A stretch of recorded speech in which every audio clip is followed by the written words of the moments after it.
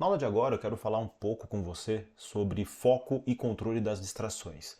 Por que a gente perde o foco tão fácil, especialmente nos dias de hoje? Por que a gente vê tanta gente com dificuldade de se concentrar nas atividades, qualquer ela que seja, seja no trabalho, seja na vida pessoal, em relacionamentos também?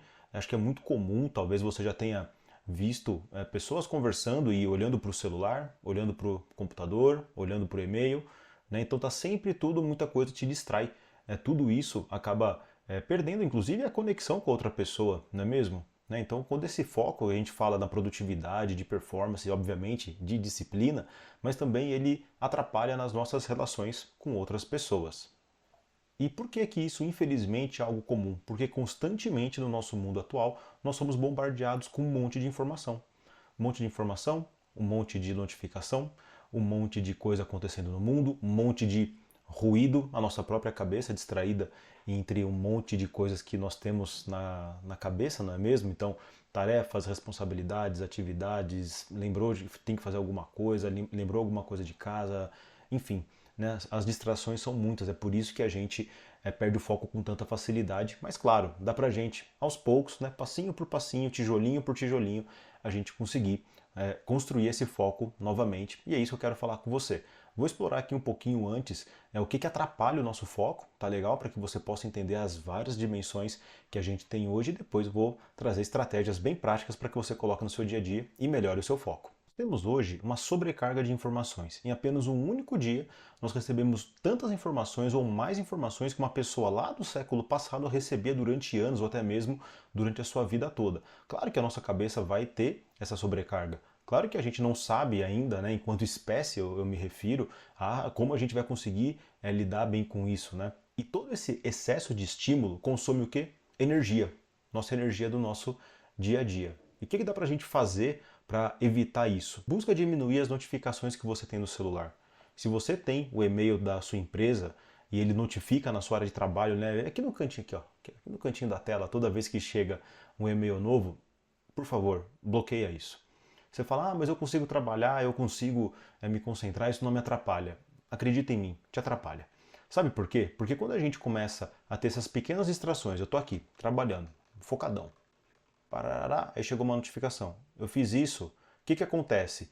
A atenção, eu gosto de fazer uma analogia como se fosse um balão. Sabe balão, uma bexiga? Bexiga de festa? Você está concentrado, você tá com o balão lá cheião. Aí o que acontece? Quando você é distraído por qualquer coisa, esse balão, ele murcha.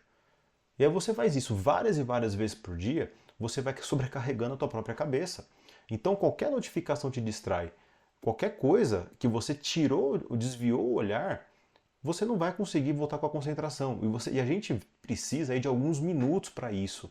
Então, para a gente ser distraído, é isso aqui. É o estralar de um dedo, é uma notificação do celular que apita. Para você voltar, você precisa de alguns minutos. E isso vai te cansando. Tá? Então, para você evitar essa sobrecarga mental, busca diminuir a quantidade de notificações que você tem nos seus equipamentos eletrônicos. No seu trabalho, igual a gente falou agora há pouco no módulo anterior. Silencia o e-mail. Não fica olhando toda hora. Isso te causa estresse, te causa ansiedade, você gasta energia com, às vezes, coisas que você não tem que fazer na hora. Tá? Então, segue essa minha dica e depois você me fala se você se sentiu mais leve ao final do seu dia. Rapidamente sobre as nossas distrações internas, nossos pensamentos. Então, o que eu gosto de fazer também para evitar que isso vá me sobrecarregando? Eu tenho literalmente uma folha de papel do meu lado, ou pego o celular no bloco de notas, veio um pensamento, eu estou ali no meio de uma reunião, estou no meio de uma conversa, estou no meio de alguma atividade, ver alguma coisa, eu pego e anoto no canto para tirar aquilo da minha cabeça. Né? E depois eu vejo aquilo. Porque se eu não faço isso, eu sinto que aquilo fica igual um pop-up, sabe, de navegador de internet. Ele tá lá, aí de repente ele aparece, eu vou lá e só minimizo ele, se eu não tiro ele da minha cabeça, daqui a pouco ele sobe de novo. Então isso me ajuda a também controlar essas distrações internas, né, esse monte de pensamento que a gente tem que são inevitáveis. E aí depois o que eu faço? Se for coisa que eu tenho que fazer, eu vou lá, programo, faço rápido para conseguir concluir aquilo, ou eu peço para alguém me ajudar. Né? Então, independente do que acontecer, aquela coisa que você tirou da cabeça precisa ter uma ação. Agora essa aqui é polêmica, multitarefa. Tá? Eu li esses dias, inclusive, um livro que falava muito sobre ser multitarefa nos dias de hoje e como isso vai diferenciar as pessoas, né, de performance profissional no longo prazo. Eu discordo completamente. Existem inúmeros estudos que mostram que nós não somos seres multitarefas. Então volta lá no exemplo do balão que eu falei agora há pouco. Se você acha que você está aqui assistindo uma aula com o seu e-mail particular aberto, ou dando uma olhadinha no WhatsApp do grupo do trabalho, e no meio, entre essas atividades, você abre o Instagram para ver um meme para se distrair, se eu te perguntar o que você entendeu de qualquer coisa do que você acabou de ver, você provavelmente não vai conseguir se lembrar. E você está colocando, quando você é multitarefa, você está colocando o teu cérebro numa situação de estresse muito grande. Então, pode até ser, né? Não duvido, tá? É que tem gente que consiga fazer isso. Mas por quanto tempo? E por qual preço? Qual que é o custo que está acontecendo para a pessoa de fazer essa multitarefa? Por que você está sobrecarregando o teu cérebro? Se você falar, mas eu tenho muita coisa para fazer, tudo bem. Né? Como a gente explicou em outros módulos, módulo também de gestão do tempo, de atividades, vai lá e coloca suas prioridades, tá bom? Você vai lá e colocou 5 prioridades para o seu dia, num exemplo. Vamos supor que você trabalhe conta bem simples, tá bom? 250 dias por ano, que é mais ou menos o que a gente trabalha, né? Segunda a sexta, umas férias aqui e ali, feriado, 250 dias no ano. Se você fizer literalmente 5 coisas importantes todos os dias, você vai chegar no final do ano com mais de 1000 tarefas feitas. Isso é pouco? Não é. É muita coisa. Eu estou falando só das mais relevantes, as que estão ligadas ao seu objetivo, às suas metas, aos seus grandes objetivos que você definiu em uma aula anterior aqui comigo. Então, e fora as atividades pequenas que você faz no dia a dia, que é normal, a gente não faz, obviamente, só coisas ligadas a grandes realizações, a gente também tem o nosso dia a dia normal de trabalho, nosso dia a dia normal da nossa vida, certo? Então, se você faz isso no longo prazo, olha só, isso foi só em um ano. Aí no ano seguinte você também faz a mesma coisa. E no outro ano, e no outro ano, e a coisa vai se empilhando. Então, para que você vai querer ser multitarefa e colocar o teu cérebro em estado de alerta, estado de estresse, estado de constante estímulo? Isso vai te cansar. Aí depois a gente vê outros estudos que falam que, né, eu falei até um pouquinho nos nossos primeiros módulos, do excesso de redes sociais que nós brasileiros nós temos. A gente passa aí quase 4 horas por dia na internet. O que a gente fica procurando tanto na internet durante 4 horas? A grande maioria das pessoas a que eu me refiro, dopamina, distração. Porque é tão estressante, você se põe em tanto estresse, você se põe em tanta situação de tanto estímulo que você vicia teu cérebro. Você está criando um hábito muito ruim. A gente falou sobre hábitos ruins em outra aula aqui. Sugiro que você também revise esse conteúdo. Isso é muito sério, porque ninguém sabe os efeitos que isso vai acontecer no longo prazo. Querendo ou não, nós temos aí a internet de alta velocidade, a internet, o 4G, o 5G é um pouquinho mais recente, mas que a gente tem um acesso muito fácil à internet, né, literalmente no celular, na nossa mão. Isso deve ter sido coisa ali de 2008, 2010. Né? Então, e está evoluindo cada vez mais. E cada vez é mais as coisas mais conectadas.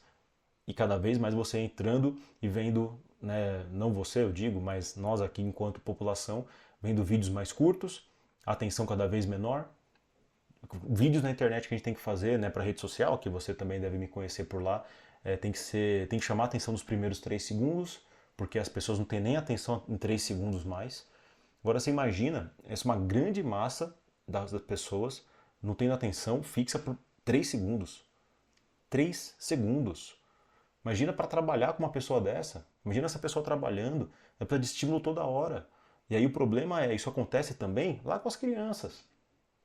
Eu não vou me entrar aqui sobre uso de telas para crianças, mas você que é adulto, você que é adulta, maneira, segue a minha dica, me ouve, né? Pelo menos tenta, pelo menos escuta o que eu estou te falando e testa. Você fala, não, Rafael, o que você está falando é um monte de bobeira. Cara, eu consigo fazer 30 coisas ao mesmo tempo? Maravilha. Toda exceção existe para confirmar a regra. Né? Então, se há uma exceção, é porque a regra é essa. Né? Mas tenta pelo menos uma vez. Maneira nas notificações do celular. Silencia os pop-ups de e-mail que chega toda hora. Eu recebo pelo menos 80 a 100 e-mails todos os dias. Se eu olho para a minha notificação, cada vez que isso acontece, são 100 interrupções no meu dia. Imagina como eu estaria mentalmente ao final do dia. Né? Então seria muito estressante. Então realmente eu sugiro que você repense pelo menos, ouça aqui o meu conselho de você segurar um pouco a notificação, de não usar tanto o celular para que você não fique, né, com esse hábito ruim de buscar dopamina rápida, dopamina barata. Agora, algumas dicas para você manter o foco. Primeiro, use tempo para você fazer as suas atividades. Reserva na sua agenda, como eu expliquei na aula anterior, bloco de tempo para você realizar o que você precisa. E depois você vai lá e faz a técnica Pomodoro. O que é a técnica Pomodoro? Você vai ter uma atividade de meia hora para você ali, você separou meia hora para fazer. Você vai pegar o seu celular, vai colocar no modo avião, nesse meia horinha, se for possível para você, claro. Vai pôr o timer, 25 minutos, vai dar o play. Por 25 minutos você só vai fazer aquela atividade. Deu o timer, você solta a caneta, larga o teclado e vai descansar 5 minutos. Se você precisar de mais tempo, eu também gosto de usar a Pomodoro de 60 minutos, que é que você faz 50 minutos de foco e 10 de descanso. Já vi gente que faz muito mais tempo que isso.